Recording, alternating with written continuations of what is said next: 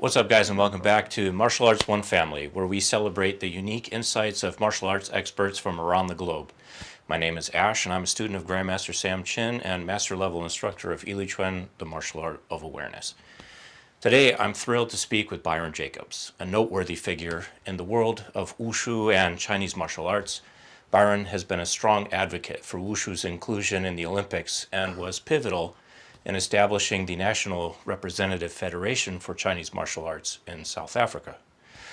After retiring as a competitor, his understanding and expertise led him to roles as an international certified judge and a technical representative. Byron has recently made a significant contribution to the body of knowledge on Xingyiquan, available in English, with his recent book, Dragon Body, Tiger Spirit. Byron, thanks for joining me. Thank you. I'm happy to be here. So, if you could just give us some more details on your personal background and history with Chinese martial arts. Well, martial arts in general has been something that I was kind of crazy about since a kid. I think it was a combination of Bruce Lee and Chuck Norris movies, probably already from like 5 years old, that kind of set me on my path. My mom even remembers from that age me just like being totally infatuated with martial arts. I mean, that said though, I do come from like my dad and both of his brothers, specifically his older brother, were at that time, karate black belts, and my older uncle was a karate teacher. So there was a little bit of influence in that regard. But I'd always been like mostly about Bruce Lee, and so I started at about six. I started with judo. I wanted to do what Bruce Lee was doing, but of course that wasn't available, and nobody knew any better. I didn't know what kung fu. I didn't know my kung fu from my mushu. So anyway, that was what was available, and I started doing judo. Actually, I'm pretty happy about that. I think judo is a good base for young kids, especially at that age when they're not so conscious in terms of using their logical brain, but they're very conscious with their physical bodies. So I think judo is good for that. So that it also I started with Japanese arts, and I only found Chinese martial arts in my early teens. And when I first started with Chinese martial arts, I was doing a family system. So it was an eclectic traditional family system from a teacher in South Africa. And I went to a Chinese high school too. So I'd always been in this direction. I mean, interested in Chinese culture, Chinese history, Chinese martial arts, but it was always about martial arts as the bedrock. And my plan was when I finished high school to go to China and study. That was my plan to come to China and study martial arts. And during that period, of course, Jet Li's movies and Once Upon a Time in China came out, and you're like, wow, this is just, another era of things that just infatuated me. And in my teens, I found that, okay, he had done something that was like competitive wushu, and I didn't know what that was because I'd been doing basically traditional Chinese martial arts. And I was young, I was athletic, and I managed to find a school that was teaching that. And I started, practicing sport, what you consider sport wushu, right? And getting involved in that world. And that's what you alluded to in the introduction. But I found it quite interesting because if you look at a lot of sport wushu athletes today, that's all they've really had. I found my perspective already was different. So because of the background that I had in both Japanese martial arts and traditional Chinese martial arts, even when I was at that school that offered, competitive wushu, they also had a sanda class, and I would do both because for me it was always like, you got to be able to do forms and move, and you got to be able to fight too. So to me, I put those two things together. And of course, as time goes on, your mentality changes. You start to understand as your depth of knowledge and experience grows, and you age and get wiser. You kind of realize, the sport wushu stuff is not quite in line with what traditional wushu is, right? It's like, wait a minute, why am I flipping three times and landing like this and destroying my knees, and why is that more important than the actual other content? So it was always in the back of my mind, like, at some point I just want to get back to just doing traditional wushu, but I was already heavily invested in the sports side of things. And even Sandai athletes and Sandai as a system is a very good system. But let's also not confuse ourselves that it's aimed at one goal, and that goal is to compete within its rule set and win medals. It's not chasing a goal of adhering to a traditional system and learning the cultural side of it, the cultural side, the sociological, the social side of it. Because for me, Chinese martial arts has a very strong social aspect, which I think is something that is really important. Um, it doesn't have the technical side that is set. You do a system that you know that the technical side is set. A style is defined by its technical characteristics and content. Otherwise, we're not talking about style anymore, right? So you're not talking about a system anymore. So I kind of, as I went through that, even though I retired, I started becoming an official, etc. I then started just saying, okay, I want to just focus on traditional martial arts. And I was lucky to find hadn't been interested in Xingyiquan, and through Andrea, I got introduced to Di Guoyong because I'd found some of his DVDs and some of his books that she had translated, and I found him to be a really, really clear and concise teacher in all regards. And I was like, this is the kind of attitude that you want.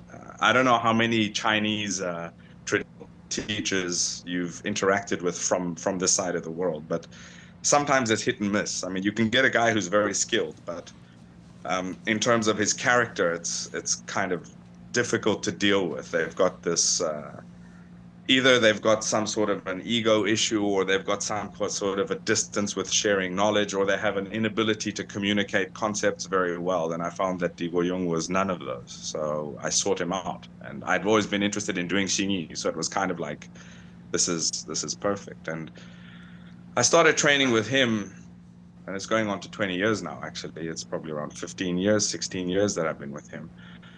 And again, I was kind of had one foot as an official, that I was working in the official sporting world, and I was personally not involved training in that. I was purely learning Xingyiquan with my teacher at that point. And the deeper you go into it, the less you want your foot in that world. Unfortunately, I don't want to sound too negative about sport wushu and competitive wushu, but there's no other way to put it. You kind of, the more you refine your knowledge in the traditional side of things, the more you see the problems on the other side, right? And I was under the deluded, in hindsight, the deluded idea that I could make an impact and try to change the direction of sport to kind of pull it back to a more sane middle ground. And in all honesty, I did make some head grounds, but the political side of things, just, you can't deal with that. There's no way you can change that. And then I realized that, obviously, towards the end, and I'm no longer involved there, and I wouldn't want to be if I couldn't make correct changes, because, again, I don't want to sound too negative. It's in my opinion, at this point, it shouldn't even be called wushu. I mean, wushu is the correct term for Chinese martial arts in general. And if you look at the terminology, it refers to the traditional martial arts that were developed in what we consider to be China, right? And they shouldn't call it that anymore, because it's no longer that. So that's a whole other topic. But I've been solely focused on the traditional side of things, and I'm grateful to it for my teacher. So yeah, Xingyiquan, Hebei Xingyiquan, it's considered Shang style. Our lineage is derived from Shang Yunxiang. Unfortunately for today, that's also been somewhat mislabeled by certain groups that try to say Shang Yunxiang style looks a specific way, when that wasn't the case. I would say 1 to 2 generations ago. Shang style was just the person, or Shang Yunxiang was the person that this line of Hebei Xingyiquan came through. So the majority of Xingyiquan, in fact, in Beijing, you could consider a large percentage of it to have been derived from Shang Yunxiang's lineages. So my style is considered Hebei Xingyiquan, Shang style derived, and Liang style Baguazhang, which came through Li Ziming. Li Ziming studied with Liang Zhenpu, and Liang Zhenpu studied with Dong Haichuan, and my teacher studied with Li Ziming. So that's the background of that in a nutshell. So there was a lot there. to try and Yeah. unpack. Let me go back just a little bit because I was extremely curious about you saying that you went to a Chinese high school in South Africa. So can you Yeah. tell me a little bit more about that? So this school was called Guoting. It was actually initially more Taiwanese than mainland Chinese. South Africa had a large population of Taiwanese immigrants, and that formed when I was in what we call primary school in South Africa. Most of my friends were Taiwanese immigrants. I had something that I didn't touch on in the introduction. I left South Africa when I was 6 and I moved to Brazil for about 2 years and then to the USA for about 4 years. So when I returned to South Africa, I was an immigrant. Mm, So, you know, immigrants tend to kind of stick together. When you go to a new school on the first day, you're kind of weird, right? hmm. And there was a couple of other immigrants that had started on the same day as me, and they were from Taiwan, and then we became best friends, right? So I'd always been very close with the Taiwanese immigrants in South Africa, and I grew up with them. And then when they went to high school, a couple of them went to the Chinese school, and I was like, all right, well, I'm not gonna. Those are my friends. I'd like to follow them. So I'm really interested in Chinese martial arts and culture in any case. So it kind of just, I want to go to the Chinese school. So of course, my mom thought I was a little bit insane, but she supported me, and I went So there. Over the I, years, though, the demographic of immigrants from China changed in South Africa, and it became a lot more mainland Chinese too. So it's a mix there. but having gone to the Chinese high school, then I would imagine that you probably already had a pretty strong grasp of the language by the time you decided to finally go to China. Interestingly, I mean, we had Chinese classes. So when if you go to a normal school in like a South African normal school, right? In high school, you'll do an additional language apart from English and Afrikaans, which you have to do. So the school will be like English. So all the classes are in English. And if it's an English spoken school, you also have to do Afrikaans as a second language, which I'm pretty abysmal at, or I can understand more than I can speak. But anyway, I mean, I guess if I have to speak it, I can kind of do it if I have to, but it's not something that I feel very strongly about. But then you'd also do an additional language, and usually it's the usual, like you do French is the very common thing in South Africa that you used to do at high school, and Zulu, you could do Zulu as well. So depending on where you are in South Africa, because Zulu is the predominant um, native language in Johannesburg. So at the Chinese school, however, it's English. Of course, you have to do Afrikaans to follow the national curriculum as well, but you do Mandarin. So we had Mandarin as the additional language. And I did study Mandarin, of course, at high school, but I don't know if you guys have additional languages in high school at your high schools in the States. You'll finish high school and you'll have a small grasp on it, but it's not, I would Right. say, anything ridiculously strong that you feel comfortable to go to a country and speak, Right. So I would say the majority of my Chinese language learning was when I finished high school. I actually moved into the martial arts school that I was training at, and they were run by the teacher was from the mainland. So I was actually sleeping in the storeroom there and training every day, and just being listening to Chinese every single day. Then when I first came to China, I stayed for about 3 months, and it was like 2 weeks of kind of you know, broken pigeon Chinese that I was trying to speak to people. But after 2 weeks, something just went snap, and I was like, okay, I can communicate. And Hmm. I guess it was the background of learning, etc., and it all just kind of came together at the right time. And then over the Yeah, years, I mean, obviously, it got better. you had a foundation, and then once you were immersed in the language, then you just progressed quickly. Yeah. So let's go back a little bit or forward now. So you're staying in the school, learning Yeah. from your teacher there. Can you tell me more about that specific family style that you were training at that time? Well, at that point, when I was staying in the school, he was teaching. He taught two main systems. The one was a very unknown mantis system. Although, if you come into Inner Mongolia and Shanxi, they know about it here. And a couple of mantis researchers that I've spoken to in the West, when I mentioned the name, one of them actually knew about this system, right? So I don't know many Westerners that know about it. It's called Shanxi mantis as opposed to Shandong mantis. And the clan that it came out of was a clan, Rin clan, is the surname of the founder of the art. But he had kind of taken some mantis. It's considered a soft mantis because it's mixed with some concepts of Xingyi, actually, being from Shanxi and a little bit of Taiji.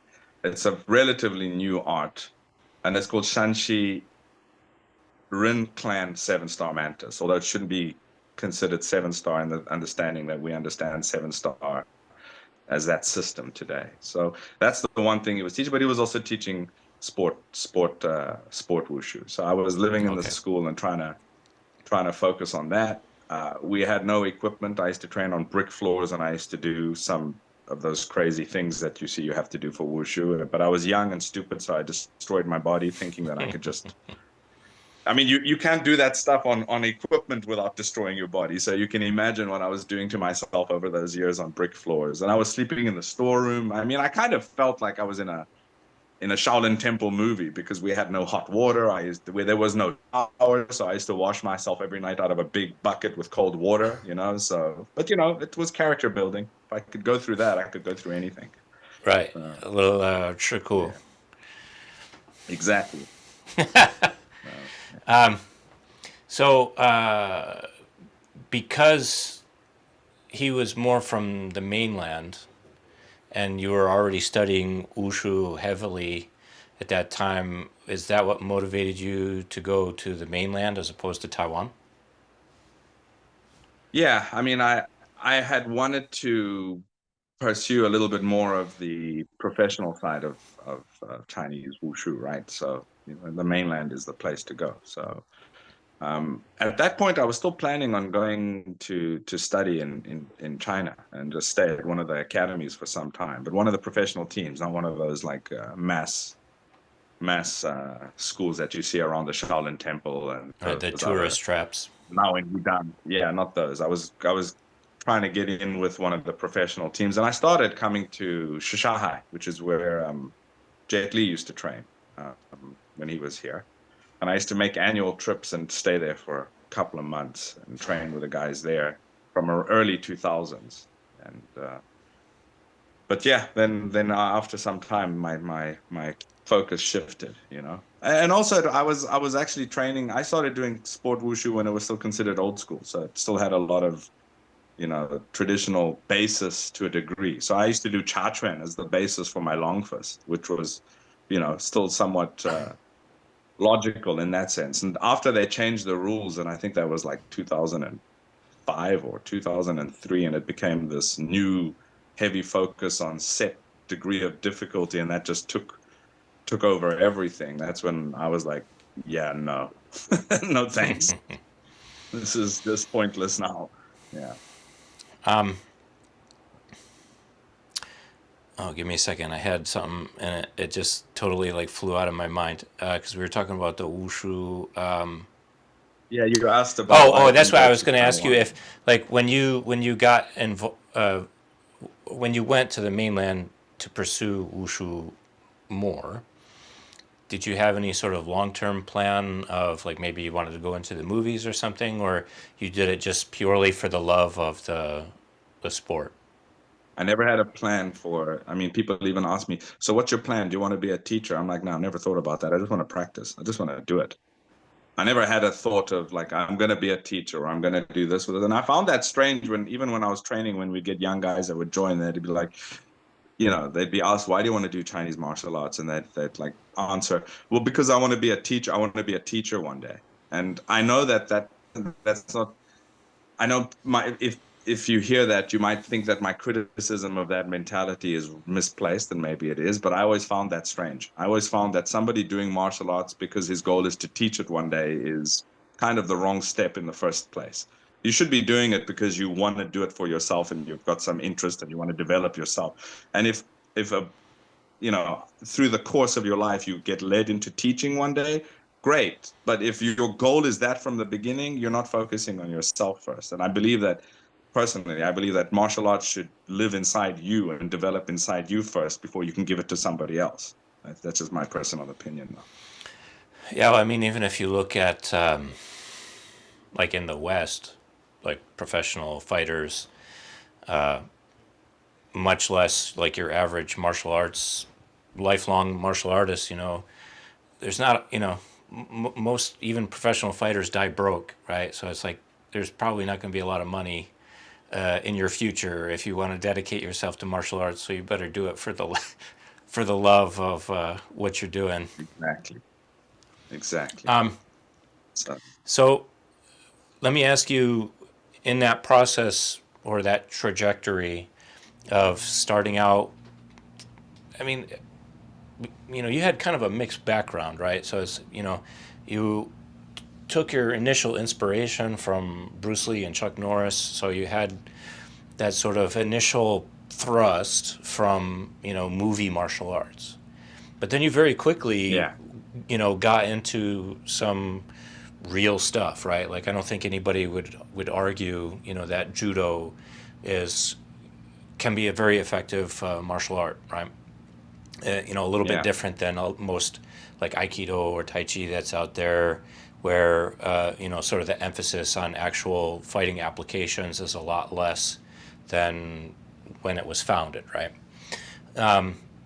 So, I mean, basically, I was just, because when getting into the sport side of wushu, which is definitely in the modern context is entirely performance driven, right?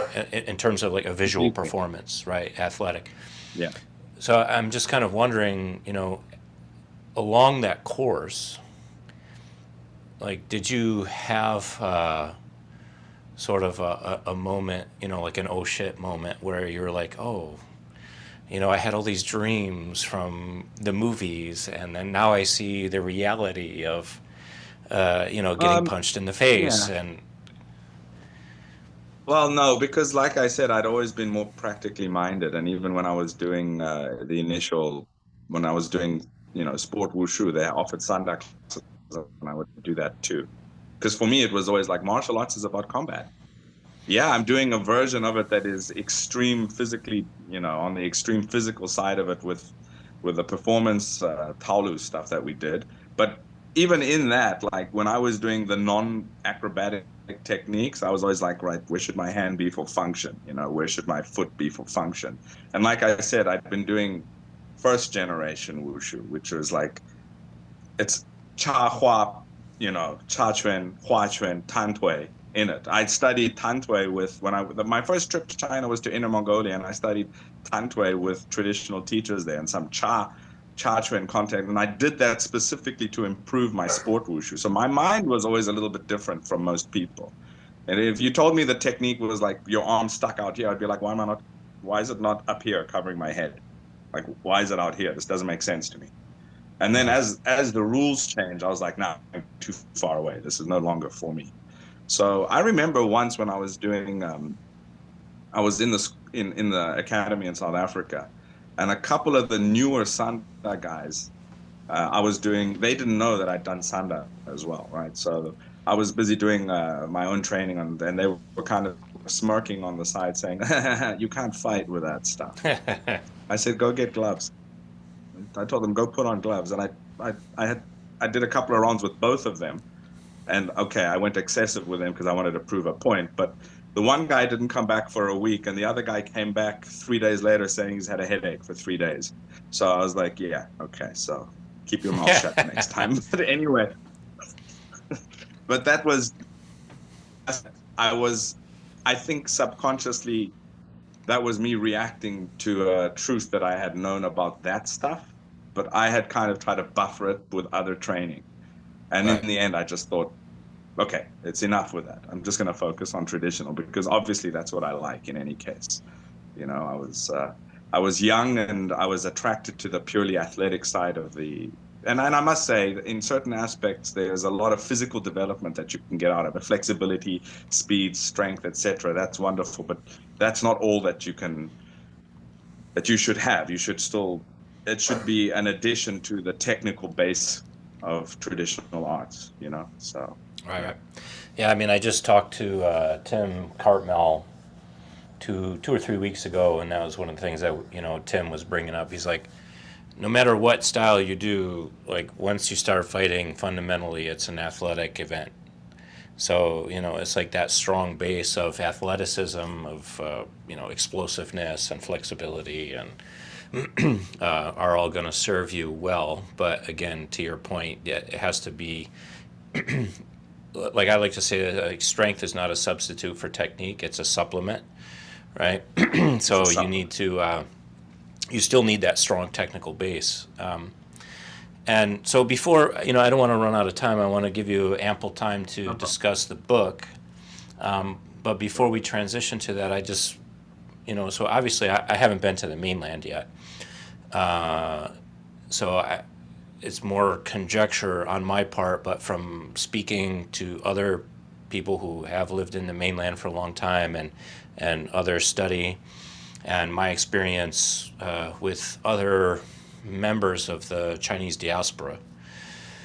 I'm just curious to hear your thoughts, right? So I won't try and beg the question, but your thoughts basically on the Communist Revolution, and then followed by the Cultural Revolution, and that's effect on Chinese martial arts on the mainland. Okay. I mean, that's a really quite a commonly discussed or mentioned topic when you talk about Chinese martial arts, right? I mean, and you either get the black and white kind of extreme responses depending on which side of the aisle you're on, right? So like either it meant nothing or it meant everything. Like either it destroyed nothing or it destroyed everything, right? So you'll get a lot of the time, and again, there's you got to be able to kind of navigate the maze of political propaganda driven underpinnings to this, right? So when somebody wants to say that the Cultural Revolution wiped out all Chinese martial arts in the mainland, that's kind of a very simplistic and somewhat ignorant understanding of the history of what happened here, you know? Um, the Communist Revolution was a change in government. The Cultural Revolution was a policy that was enacted by that government at a later stage. It wasn't something that occurred, and it was, if you know about when that occurred and who actually pushed it and why, I would say it was a period of utter chaos within even the party itself at that point, and there was a bit of insanity that had kind of run through everything at that point in time. So thankfully, it wasn't a permanent or a long-term policy, but the damage it did do also cannot be discounted. So there's two sides to that coin. Um, the people that were here that could leave, that had the ability to leave, some of them did, and some of them didn't. When I'm saying people in this sense, let's talk precisely about Chinese martial artists. Not all of them could flee. So, they were stuck here.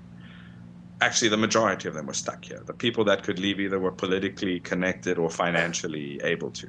So there's that too. And we know, I'm sure if you've taken a closer look at a lot of the folk Chinese martial arts, it's the peasantry. It was something that was in the daily life of the peasantry more than anybody else. It was villages and village arts that were the serious practitioners, It's not your elite imperial person that was the deep practice. It was grassroots stuff. That's why I find Chinese martial to be so interesting, because it was something that held society together at a very grassroots level.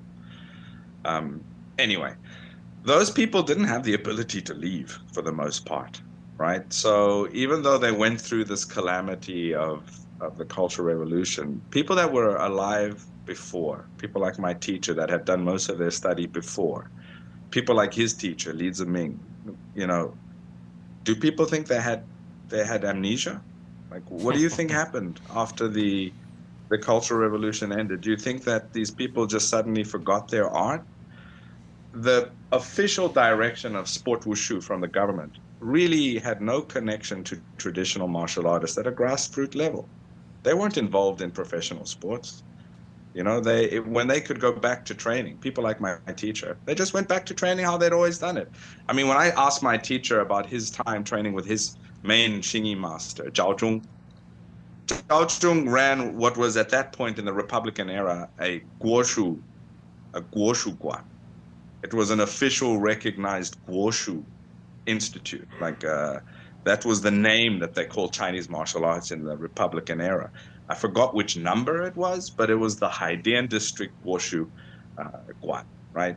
And it was officially recognized by the government prior to the communist takeover.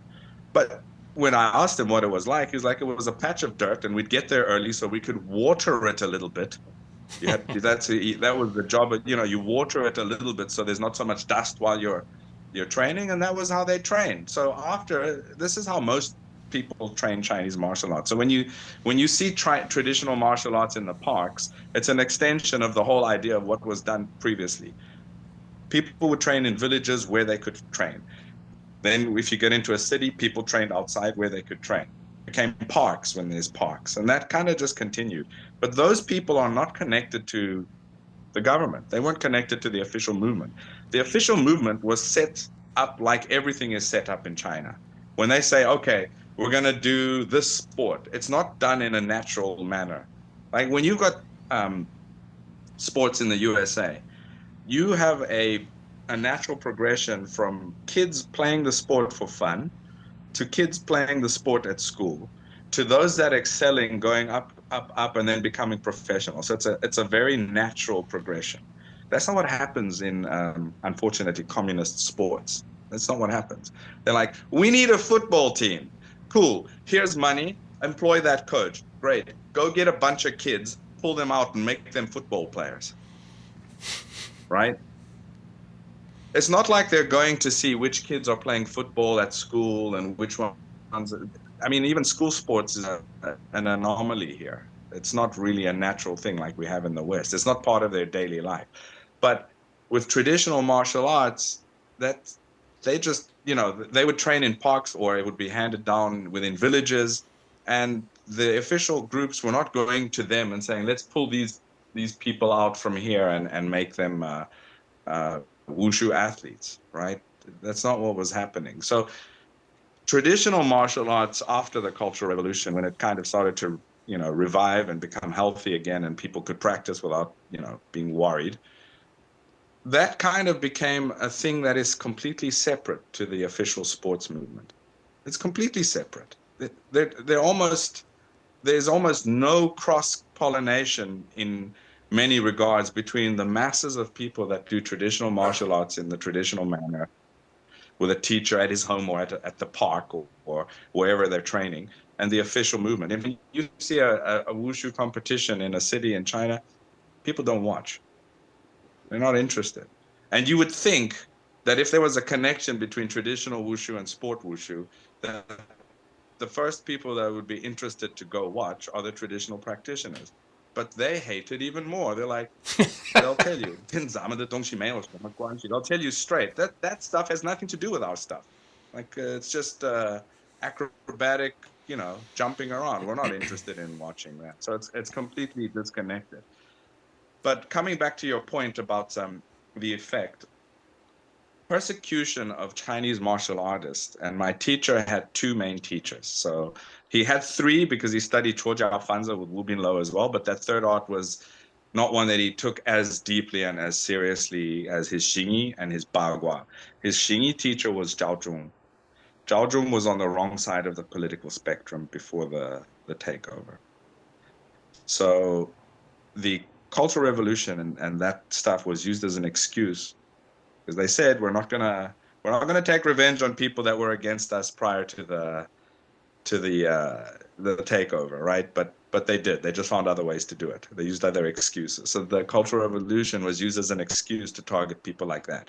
Okay, so one of the reasons why Zhao Zhong was targeted was, do you know much about Yiquan? Wang Shanzhai's Yiquan. Passingly familiar, yeah. Okay, so I don't know if you know that there's a branch that actually went to Japan, and I think they Yeah. call it Taikiken. Yeah. Okay. Well, the guy that took it there was studying obviously in China, and he was studying in Beijing. I mean, that's where Yiquan comes from, Beijing. Um, my teacher's from Haidian. Wang Shangjai lived in Haidian. His student, Yao Zongxun, was in Haidian. Yao Zongxun and my teacher, Xingyi teacher, were very good friends. Yao Zongxun was teaching this Japanese, and the Japanese put him on a kind of a list of security personnel. Hmm. So they'd get benefits and perks from this. And, as my teacher explained it to me, he put his friend, which is my grand teacher, on that list too. Now remember, these were a kind of Japanese military police. So Yeah, when yeah. there was demonstrations and uprisings and whatever, they'd call these people to quell them. So these people were seen as unpatriotic after the Cultural Revolution ended, even though maybe they didn't really participate in much. It was just to get some benefits. They were put on a list. Hmm. Um, so after the revolution, people like Zhao Zhong were targeted. Yao Zongxun was targeted too. I don't know if many people know this, but he was actually put in political prison for some time too. So the excuse was, oh, you're doing one of the things that we're against right now, but it was because of his political background, not because of their Mm. martial arts practice. Now, the other side of things, Li Ziming, who is my teacher's Bagua teacher, during the preceding days before the takeover, his good friend was on the other side of the spectrum, and Li Ziming helped to hide him because he was a wanted man by the Republican government. So he helped to hide him. That's his friend. Following the revolution, that person became the vice mayor of Beijing. So you can understand during the Cultural Revolution, they would leave Li Ziming alone. Mm. And I just released an episode of this interview series that I've been doing with his daughter, Li Ziming's daughter, Li Xiuren. And there's some photos that she shows in that time of Li Ziming practicing in the 60s. And she says this is during the chaotic height of the Cultural Revolution. He never stopped training. And he's even got hidden weapons that he's got in his, he's holding, and he's got the sheath in his pocket. So it's a very complicated history. There's a lot of tragedy. There's a lot of nuance to it too, though. So it was very much, you know, one of the things, and I'm probably rambling, but anyway, one of the things when you live in China that you realize is that it's the Wild West here. As totalitarian as you think things can be, it really, and it was so more so up until about 5 or 6 years ago. It's the Wild West here. People get away and they test the limits and do things on the underground that you'd think, no way. And that's today. Now you can imagine 60 years ago or 50 years ago how people were hiding and doing things underneath, observation or sight. So I would say that the Cultural Revolution, in some senses, and the communist takeover, kind of, for a period of time, made martial arts look or put them in a very bad place in the general perception by the public. But that's kind of changed over the last 20 years. I kind of think they've kind of flipped it the other way, and now they're trying to use it as a nationalistic kind of tool, and it's got a different perception by the public. Whether or not that's a good thing or not, is to be seen in the future. But in the sense of the public's perception, it's changed tremendously since then. And that was one of the things Li Ziming was trying to do following the Cultural Revolution. So here's an interesting story. Following the end of the Cultural Revolution, the first public Baishir ceremony. So you could understand that no one's going to do a Baishir ceremony during the Cultural Revolution, right? the first public Baishe ceremony was the one Li Ziming did with his first 8 disciples, of which my teacher is one of them. And they were scared. They didn't know what to expect. They were, on the face of things, everything was okay, but you never know. But they did it anyway. And luckily, nothing happened, of course. But my teacher told me that, with a Baishe ceremony, you're supposed to have a portrait or something up of the ancestor of the art. Your teacher will burn incense and ask permission to take disciples in. He will kowtow to the portrait of that person, and then the students will come and kowtow to the new teacher, serve tea, and that's generally how it's done. It's very old, and it would have been seen as one of the evil olds back then. Yeah. He told me that they didn't have a picture. Li Ziming didn't. He literally took a piece of paper and just folded it, and took a ink and brush pen and wrote Liang Jinpu's name on it, and placed it up on the wall and burnt incense and kowtowed to that. I mean, it was literally just after that period. But anyway, they did it. It was publicly known, and nothing happened, thankfully. So things are kind of back since, and it's not new, but it's since then, since it ended, things kind of came back to normal, and the people that had the skills before were teaching again. And I liken Chinese martial arts in China somewhat to basketball in America. So basketball, or any of your sports, is so widespread. You can go to any public basketball court and you'll see a bunch of people playing, the majority of which are not going to be very good. But if you look deep enough, you're going to find one or two that are supremely skilled. And it's the same with Chinese martial arts. So when you go to the parks, it's so widespread, you'll find a lot of people practicing. But remember, for a lot of the people, it's just like somebody doing a pickup game. They're just doing it not so seriously.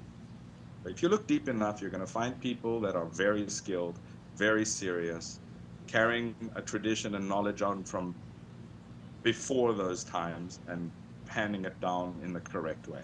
You just got to know where to look and who to look for. So, yeah, that's interesting.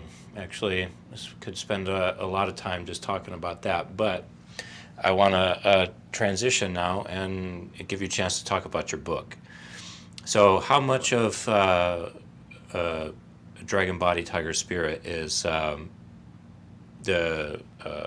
Neigong Sujing, if any, and how much is just an accumulation of your own direct practice and experience over the years? All right. So the book is all. You can say it's split up into 2 main sections. The first main and the major part of the book is the classics. The second small section is just some brief biographies of prominent practitioners that in history. It's not an in-depth biographical book on these people. It's just to give you an overview of some of the prominent people. Some of the people are known in the West, some of them aren't. But the main part of the book is the classics. And the classic corpus of Xingyiquan is pretty extensive. A lot of the more subsequent so-called internal arts have used or borrowed or adapted things that were in the Xingyi, so with a heart, Quanpu, the old Xingyi classics, which became the Xingyi classics and got expanded on there. So what you mentioned, the Neigong Sijin, is a specific text out of the Song family. It's not actually pervasive, or is it considered part of all Xingyi traditions. But the other corpus of texts, for example, the 3 sections, the 4 extremities, the 5 elements, the 7 fists, the 8 words, the Cao Jiwu's key extracts of the 10 methods, UFA's 9 essentials treatise. These are all considered universal within Xingyi and Xingyi. So all of that is in the book, some of which have been translated in part by certain people in the past, Personally, I found that a lot of the translations were quite direct and left it at that. So you kind of read it and you're like, I don't really understand what that means, even though it's in English. And most of the time, they won't extrapolate it on to explain what they are talking about specifically with regards to Xingyiquan and its practice.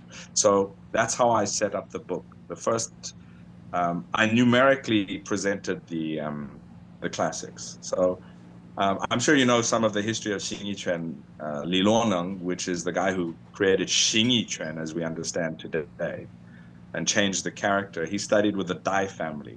So the initial texts are what was handed down by the Dai family.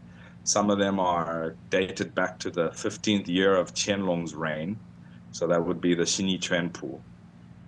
Then it was Xini Liuhe, so the Xini Six Harmonies classics, right? So those classics, and then from there were other aspects that were included within the corpus of Xingyiquan's uh, classical text. So what I do is I present the Chinese, I present a translation.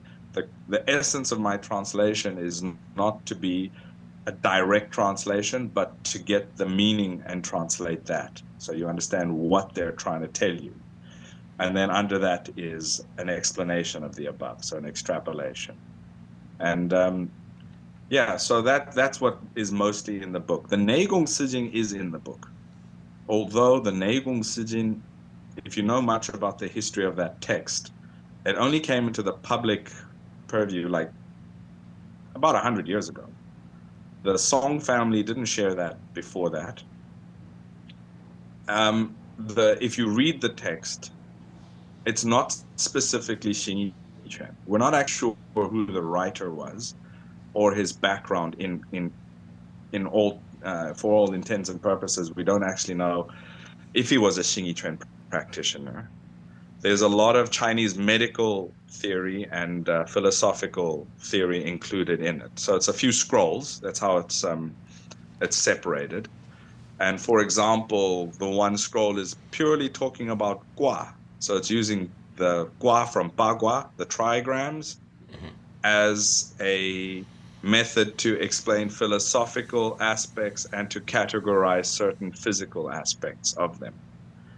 So it's an interesting cultural study, but it's not necessarily something that is directly related to Xingyiquan specifically, nor is it something that you could say is only related to martial practice. So I translated that out of interest, but it's not something that's even my lineage's teachings. That's a uniquely Song style document that is more related to their practice, and they've included it. But as I mentioned, we're not actually sure who wrote it or where it came from. So yeah. So Yeah, go ahead. overall, what's your purpose for writing the book? What do you hope to accomplish with it? Well, the book initially wasn't started as me trying to write a book. The book was me doing my own study into these texts, and it's been more than a decade, I would say. My teacher teaches in that manner. So you'll see my teacher being an older generation, they teach physically, and then they'll tell you while they're talking to you about the classical theory while they're teaching you. So what they're teaching you and how it relates to the classical theory. Now, my teacher is like many of the older generations. I mean, he knows the stuff by heart. So he recites things by heart while he's teaching you. And he tries to drill into the principle by reciting the Quanpu by heart, right? So depending on what he's teaching you, he'll recite a specific part of the classics. So it reinforces what he's teaching you. And he's also a meticulous student or learner. He's always been like that. He always writes notes. He's always writing. It's not for the purposes of sharing it, but for his own study. And it's something that he drilled into me from the first day. The first time I went to train with him, I arrived there with my, training clothes, a bottle of water, a change of shirt. And he looked at me and said, "Where's your pen and your notebook?" I'm like, "I thought we were training." He's like, "Yeah, we are training, but you got to take notes. You're not going to remember everything I'm telling you. So bring a notebook next time." And he's very adamant about that. If it's something important he's told you, he'll say, go write it down. Go write it down because you think you remember, but your brain doesn't remember. Your pen remembers. Your Right. pen remembers. So write it down. And that became a habit. So I was always writing down when he was teaching me something. I've got piles of notebooks over the years. And many times he'd be talking about something and telling me about the classics. And then I was like, I want to look into more of these things. So he's got, hand copied classics from when he was a kid, when he was training. They didn't have money for photocopying machines. I mean, so everything you had to do was handwritten down. His teacher was illiterate. So when you've got even an older generation, that's the real traditional way that they handed things down. And that's why a lot of these things rhyme in Chinese. They've got a beat or a tempo and they rhyme, is because these people were illiterate. So the only way that they could hand down these classics was by mouth. So it was oral instruction. Yeah, they But were luckily, oral histories first. Yeah. yeah, and the way you remember them is because they rhyme. So Mm. you look it's got a specific beat or a tempo or it rhymes. But then, if you're literate, it's even better because then you can really write the thing down. So he had all of these and he would share them with me. And I was doing my own study into these texts for my own learning, for my own practice to improve my understanding of the art. And then I started translating them for myself. And then I started adding notes to it.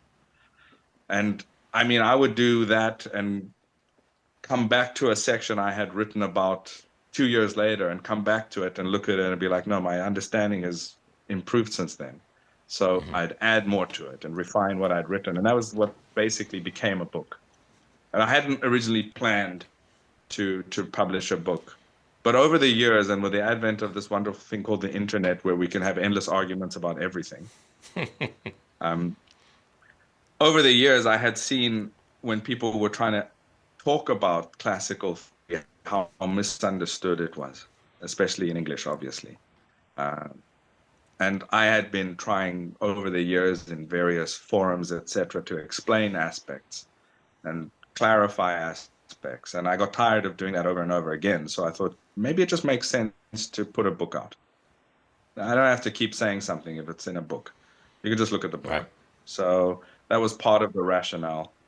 Another part of the rationale was the pandemic. So I had a lot of time on my hands. I've been locked in my neighborhood quite a few times. So Right. apart from training, I was like, all right, well, let's go back and refine my notes. So it was really those combination of things that led me to finally publish it. I've bought most of the English translated stuff on Xingyiquan that's out there. And even aspects, if you buy Sun Lutang's book, which is the first mass-produced book Xingyiquan in China. When we're talking about mass-produced, it was at the advent of mass publication back then. So it was one of the most widely distributed books, the first widely distributed books on Xingyiquan in China at the time. And that's one of the reasons why it's so influential and why it's so important. And he was a very literate, intelligent scholar who had practiced deeply. But when he refers to aspects of the Trenpo, it's not all of them. It's just parts of them.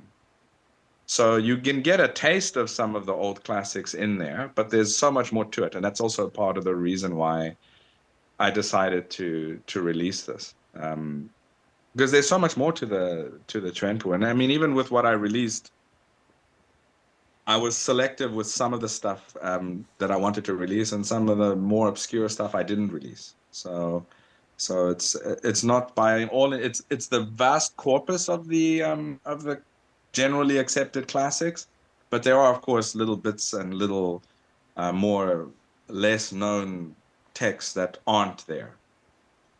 One of the interesting things about the classics and what I've through the years of me doing this translation is that I've kind of noticed that as we go through the content, you'll see that there's repetition. So if you've got, for example, the three sections text about the three sections, you'll see that repeated in other subsequent bigger texts. So when you look at things like UFA's Zhou Yao Lun, the Nine Essentials Treatise, they are mentioning of the same theories of the three sections or the four extremities and things like that. And it kind of shows you that this was a progression over time, that they're just adding and expanding on the theories. So as you get to the bigger Zhou Yao Lun, Nine Essentials Treatise, or the key extracts of Cao Jiwu, the ten key extracts of Cao Jiwu, that you kind of see there's repetition, and you kind of see that's just maybe it's just one generation after one generation adding to this for their own study. And that's the interesting thing about the Trenpu. They were never, or the classics, they were never written in the method to be published. That's not what it was for. It was instructions, I think, primarily initially for somebody writing for himself, like your own notes on training and theories, and then for them to hand it down to their students, and then generation after generation, it just became more and more broad, the theoretical content. So it's a very interesting study, but I think this is the underpinning of the art that people need to understand the practice of Xingyiquan. There's no two ways about it.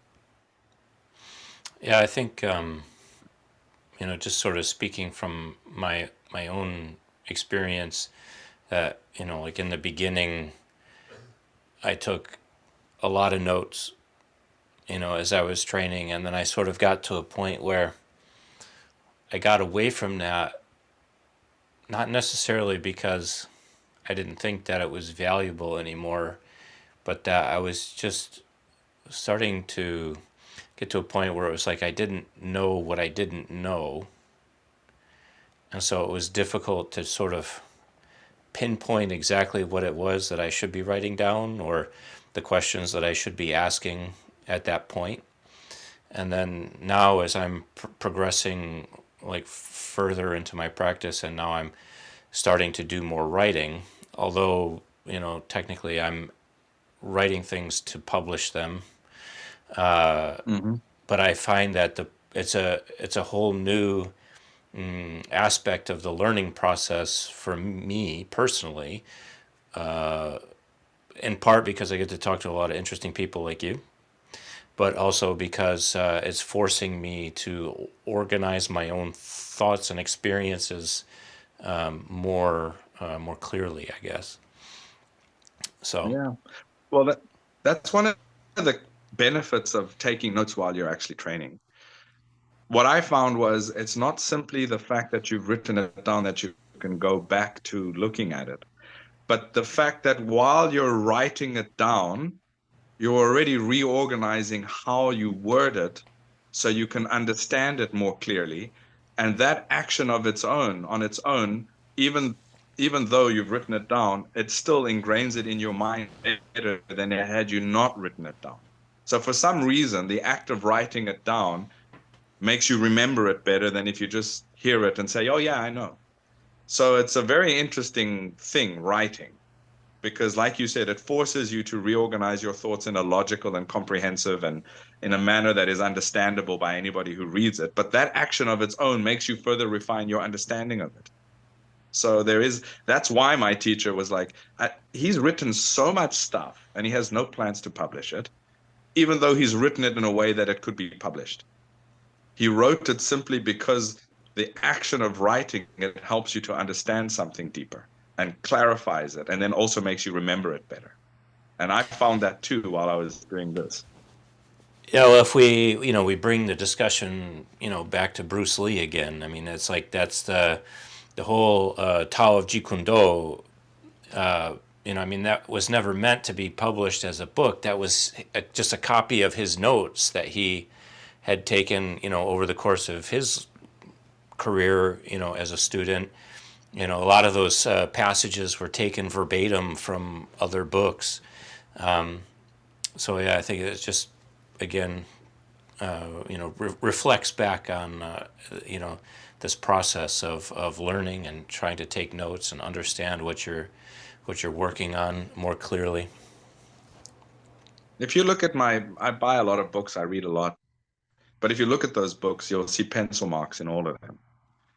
And again, it's part of this whole thing, this habit that I've gotten through my study and my time with my teacher. So it doesn't matter what I'm reading. If there's a passage in the book that I find to be interesting or useful, I'll make a pencil note around it. And when I finish the book, I'll go to my computer and type out every single little passage from that book into a Word document that I found to be interesting or beneficial or illuminating or whatever. And then I save those. And that's another habit. And it's something that, like you just said, that was in the Tao of Jeet Kune Do, etc. I think it's a useful action. And I think it's very, I mean, you can read a book and put it down. I mean, that also reading the book is going to help you remember it. But if you're taking notes from that book too, and then writing them out once again, you're going to, again, reinforce those ideas in your mind and remember them better. So, yeah. So I have two questions left for you. Yeah. One is a little bit more pertinent, and then one just for fun. So, firstly, and this is a question that I like to ask pretty much everybody that I talk to.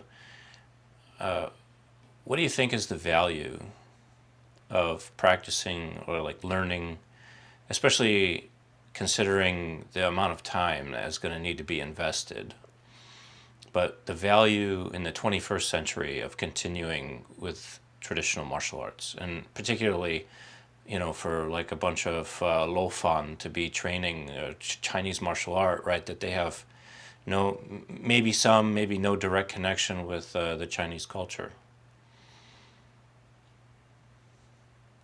Well, firstly, I think the study of a culture that's not your own is beneficial to anybody. So, and it doesn't have to be Chinese culture. You don't have to study Chinese martial arts. I think if you're interested in studying any culture that's not your own, it's good for you.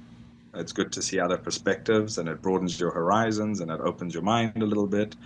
And you should do that critically. That's the other thing I think is important. You should do things critically. So no culture is perfect, yours own included. And by being able to study another culture and identify the positives and the negatives will help you to probably identify the positives and the negatives in your own culture. So that's a good thing on its own. I think for society, Chinese martial arts, when you're doing traditional Chinese martial arts and you're doing it correctly, you're going to learn a lot about Chinese culture. This book that I wrote and the classics are a very interesting cultural study apart from the martial side. So I think one of the key pillars of traditional Chinese martial arts is the study of another culture and the benefits that the philosophies of that culture can impart on you and your life. That's already one of the key benefits. In today's day and age, if you're looking for a means to an end, if you want to beat people up or do self-defense, depending on where you live, guns are available. You can go deep into that study, or you can do a martial art like that's more practically, directly applicable to what you see today in today's society. Maybe go do MMA or whatever. But that's only one little part of what martial arts is really. It's supposed to be the bedrock, so don't get me wrong here. If you're doing a martial art that has no martial value, you're not doing a martial art. So pick another one. But that on its own is an important practice. And while traditional martial arts, we do Xingyiquan, we have big spears, we have swords, we have all these things that we'll never be able to use in today's day and age. So you might ask yourself, why do that? Well, because it's fun, first of all.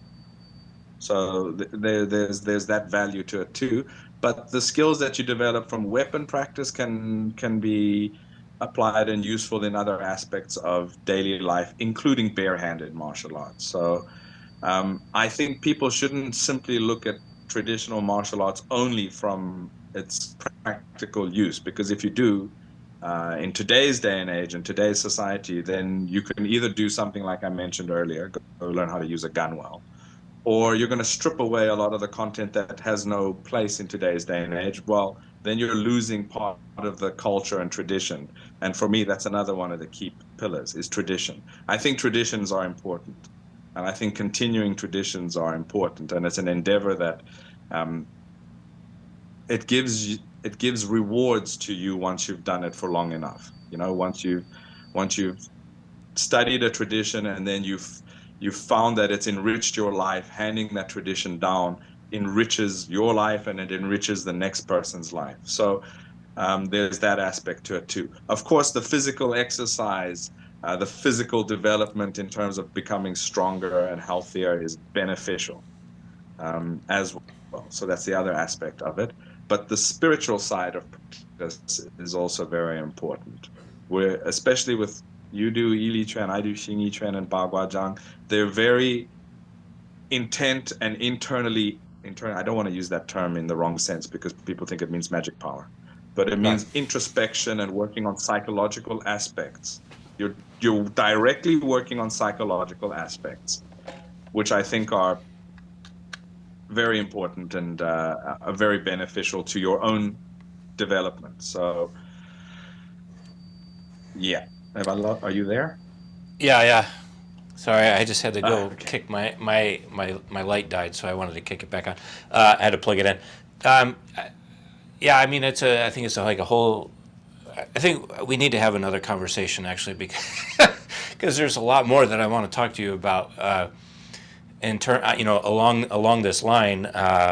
But just to your point, I would tend to agree that especially just because of my own experiences, specifically through the Chinese martial arts for the last 20 years. But I think the sort of general body of work that is there to really like understand yourself more, like physically and mentally, is just so thoroughly developed in the Chinese martial arts in particular. Again, I'm not saying that other like Japanese martial arts or something that they don't have that. It's just that only my personal experience is through Chinese martial art, and it just, like I said, is just so thoroughly developed that just getting to learn or know your body has value of its own, I guess. Right. And I think at some point we need to have a longer conversation about again, talking about the culture, because we have a lot of a certain element that in Western society, let's say, that is very critical of supposed like cultural appropriation, right? So then it's like at this point, it's like, okay, I have I'm a Guaylo, but I've had a 20-year relationship with my teacher and I've done the Baishu, and it's like sort of not legally but more or less effectively adopted by my teacher at that point, but at the same time it's like I'm still very American, and so it becomes this sort of very complicated picture, right? I don't think it's complicated, honestly. I think people are just confused. I think people are they're so confused today, and it comes from a place of not logically thinking about things. What the hell is cultural appropriation? So here's my issue. If a Chinese person is born in the USA and his parents are second generation who don't speak Chinese, does he pop out with Confucian? No. Knowledge is learned. It's not inherently born into you. So culture is a learning process. It's something you learn. It's not something you're born with, right? So it shouldn't really matter if you're pink, green, brown, or purple. If you've put in the time to learn that culture, then that culture is technically yours, because culture only lives within us. If you're learning Chinese martial arts and you've put in the time and hours and it's become part of your soul, that culture is yours, irrespective of the skin on your body. Similarly, if you have Chinese skin and you haven't studied an art, that culture does not belong to you. And you can't criticize a so-called Guaylo who's put in the time now and is teaching it. You should be celebrating that, just like I'll celebrate somebody who's Chinese and speaks Greek and is teaching how to dance the zorba, Greek dancing. We should be celebrating people learning and sharing different cultures. Nobody owns culture, so that's just ridiculous. I think that's actually a really good point, and it kind of circles back to what you were saying earlier about just the value and the importance of tradition. And it's like as we're moving faster and faster towards just this intense phase of automation and digital technology, that there's becoming a larger and larger gap between tradition and the world of today. And so it's like the more people in general we have that are trying to keep alive some of these traditions as much as they can is probably for the better, right? So I have one last question for you before we wrap up today, and this question is just for fun. I just want to put you on the spot a little bit. Sure. Bagua or Xingyi, you got to pick only one for the rest of your life. Which one and why? Xingyi. You didn't even hesitate. Yeah, definitely Xingyi for me. It is the art that I've studied longer and deeper. My teacher's process was that was his art that he studied before Bagua too. When I started training with him, I never had the intention to study Bagua. I just wanted to learn Xingyi. But over the years, he had said to me, okay, you're proficient, so you might want to start learning some of the aspects that Bagua has to offer too, to add to it. Mm-hmm. But for me, it was always Xingyi. Xingyi was at the heart of everything for me. And my teacher's Bagua is built on the engine that Xingyi built. Bagua for me is, and in general, is something that can be added to any base. But you should have a base first. And I know a lot of people aren't going to agree with what I'm saying, because I know a lot of people just went and learned Bagua first. But I think you shouldn't do that. I think you should have a strong base in something else before you start to do Bagua. And for that reason on its own, I think Xingyi will be the art that I do in my last days more than any of the other arts too. And that could just be personal preference. I find the overwhelming spirit and intent that you develop when you're doing Xingyi to be something that is, maybe it's a bit addictive, I don't know, but there's just something to it there. Yeah, so I mean, not to say that I don't enjoy my Bagua practice, I do, but the reality is I'm probably predominantly doing Xingyi anyway in my practice time. So that's one of the reasons there. There should be a longer answer to this, but that's right. In a nutshell. Well, we can follow up with that in the future. We'll do part 2. But right. So tell everybody that's watching where they can find more about you. You have a YouTube channel and your book. All right. Well, my YouTube channel is Mushin Martial Culture.